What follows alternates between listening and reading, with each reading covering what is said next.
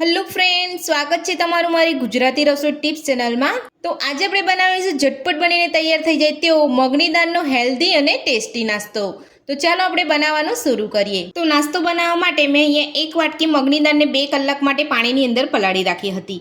તો જ્યારે પણ તમે આ રીતનો નાસ્તો બનાવો ત્યારે તમારે 2 થી 3 પાણીએ મગની દાળને ધોઈ અને 2 કલાક માટે પલાળી રાખવાની છે।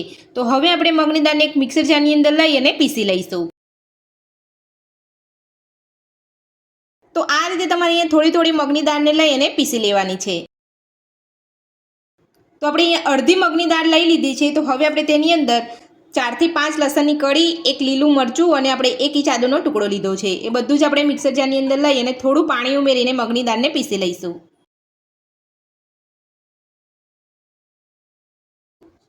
તો દાળને આપણે અહીંયા પીસી લીધી છે। તો તમે જોઈ શકો છો આ રીતે તમારે અહીંયા દાળ પીસવાની છે। તો હવે આપણે તેને એક બાઉલની અંદર કાઢી લઈશું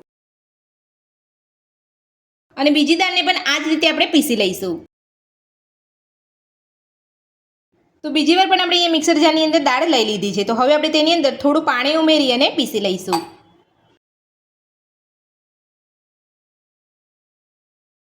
તો બધી જ આપણે અહીંયા મગની દાળને પીસી લીધી છે અને એક વાસણની અંદર કાઢી લીધી છે।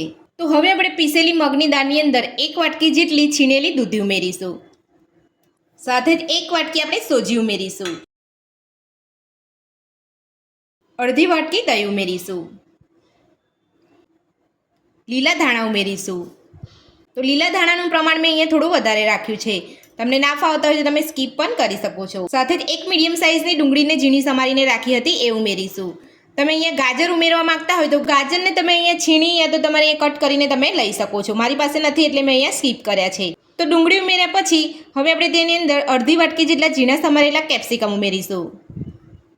તો કેપ્સિકમ ઉમેર્યા પછી હવે આપણે તેની અંદર નાની અડધી ચમચી જેટલું જીરું ઉમેરીશું। સાથે જ નાની અડધી ચમચી જેટલો હળદર પાવડર ઉમેરીશું।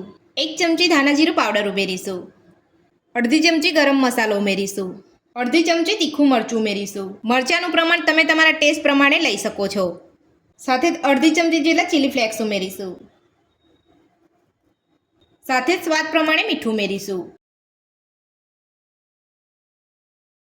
હવે આપણે બધું સરસ મિક્સ કરી લઈશું। તો આ તમારે નાસ્તો બનાવવા માટે ઈનો કે સોડાની જરૂર નહીં પડે અને એકદમ સરસ તમારા અહીંયા પોચો રૂ જેવો નાસ્તો બનીને તૈયાર થશે। તો જ્યારે પણ તમે આ રીતે ખીરું બનાવો નાસ્તાનું ત્યારે તમારે થોડો ટેસ્ટ કરી લેવાનો છે અને ઓછા મસાલા લાગતા હોય તો તમારે થોડા ઉમેરી દેવાના છે। તો બધું જ આપણે અહીંયા સરસ મિક્સ કરી લીધું છે। તો હવે આપણે તેની અંદર થોડું પાણી ઉમેરીશું। તો મારી અહીં દહીંવાળી વાટકી છે તેની અંદર જ હું થોડું પાણી લઈને ઉમેરી લઉં છું।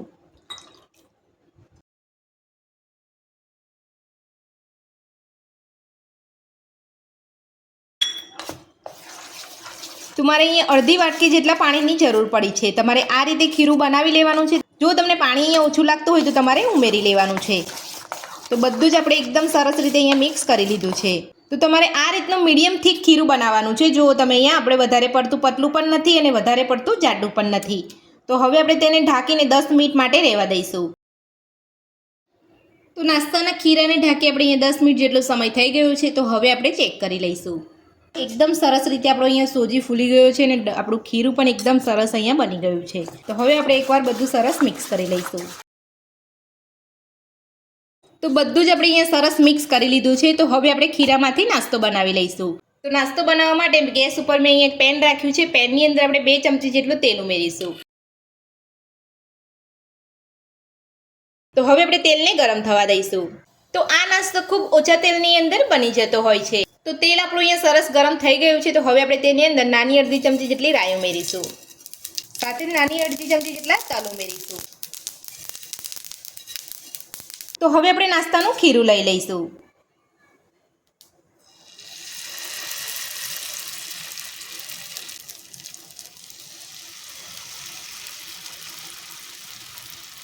તો જે રીતે તમારું પેન હોય એ રીતે તમારે અહીંયા ખીરું લઈ લેવાનું છે। જો તમારું પેન મોટું હોય તો તમારે અહીંયા આ રીતે 3 નાસ્તા બનાવી લેવાના છે।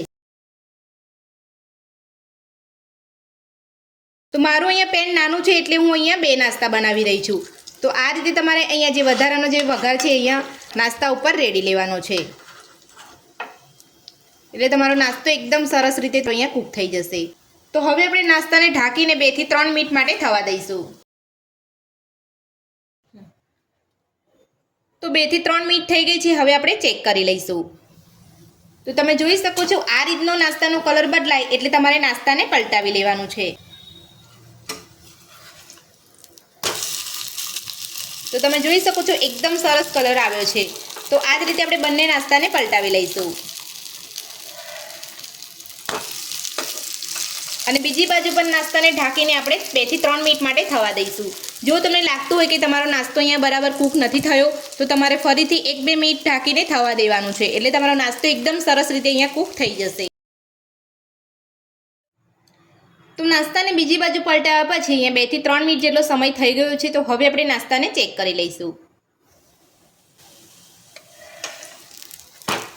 તો તમે જોઈ શકો છો બીજી બાજુ પણ આપણો નાસ્તો એકદમ સરસ રીતે કૂક થઈ ગયો છે. તો આ રીતે તમારે ગેસની મીડિયમ ફ્લેમ ઉપર નાસ્તો બનાવી લેવાનો છે. તો હવે આપણે નાસ્તાને કાઢી લઈશું અને આ જ રીતે બધો નાસ્તો બનાવી લઈશું. તો મગની દાળનો હેલ્ધી નાસ્તો બનીને તૈયાર છે ને આપણે પ્લેટની અંદર ચટણી સાથે સર્વ પણ કરી લીધો છે. અને તમે જોઈ શકો છો આપણો મગની દાળનો હેલ્ધી નાસ્તો એકદમ સરસ અહીંયા અંદરથી સોફ્ટ અને ઉપરથી થોડો ક્રન્ચી બન્યો છે. તો મગની દાળનો હેલ્ધી નાસ્તો બનાવવાની રીત તમને મારી કેવી લાગી મને કોમેન્ટ બોક્સમાં કોમેન્ટ કરીને જરૂરથી જણાવજો. અને મારી આ રીતે ઘરે નાસ્તો બનાવવાનો એકવાર જરૂરથી ટ્રાય કરજો. આજની રેસીપી પસંદ આવી હોય તો વિડીયોને લાઇક કરજો, ચેનલને સબસ્ક્રાઈબ કરજો, તમારા મિત્રોને જરૂરથી શેર કરજો. Thank you.